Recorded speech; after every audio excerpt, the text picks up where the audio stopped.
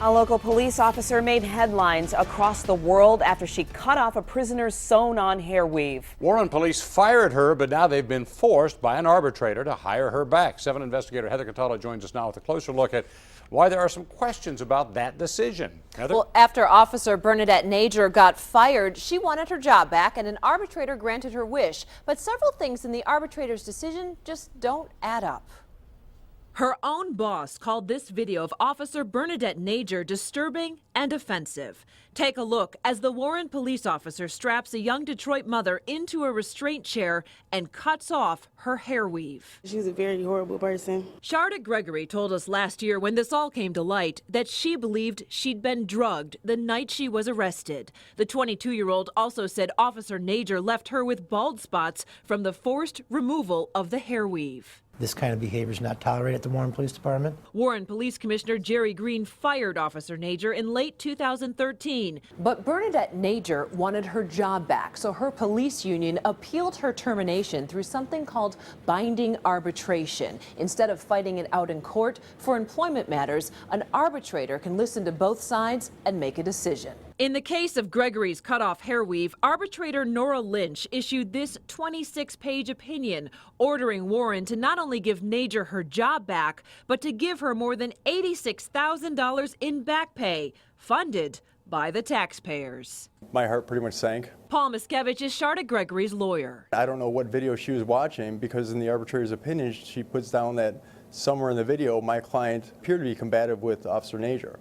And the video clearly shows that she was not. The arbitrator does admit that that cannot be seen in the video, and Nager's boss didn't see it either. I don't see her demonstrating any violent behavior. Officer Nager maintained it was an unwritten policy to remove all prisoner hair extensions unless they're permanently attached to someone's head to prevent suicide attempts. Gregory's weave was sewn into her actual hair. Because there was no written rule regarding weaves, arbitrator Lynch sided with Nager. Obviously, there's probably nothing in the rule book that says you can't start somebody on fire.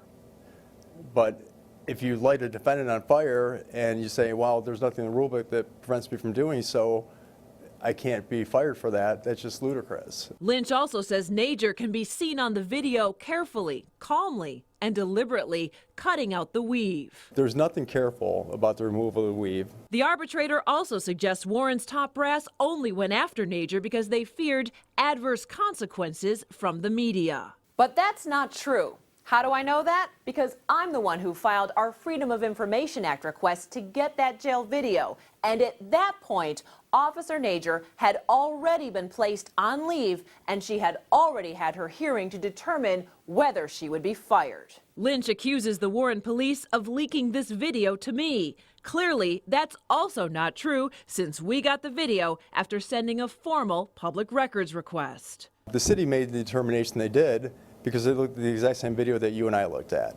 And policy or no policy, an officer that's in a position of power cannot act this way. Lynch won't answer our questions about her errors, and we can't ask her in person at the moment because she's not at home in West Bloomfield.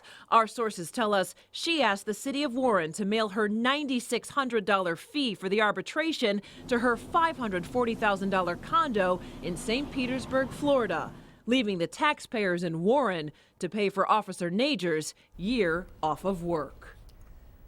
Officer Nager refused to talk to us on camera. Her lawyer released a statement saying Officer Bernadette Nager has served the Warren Police Department with honor over the past 12 years. Last year, she was wrongly accused of mistreating a female prisoner and recently exonerated fully in an arbitration proceeding conducted by a neutral trier of fact. So, Heather, has this happened before? Well, not this exact thing, but Yes. We've discovered that this isn't the first time that female prisoners have said Officer Nager was aggressive towards them. I'll have that investigation tonight on Action News at 11. All right.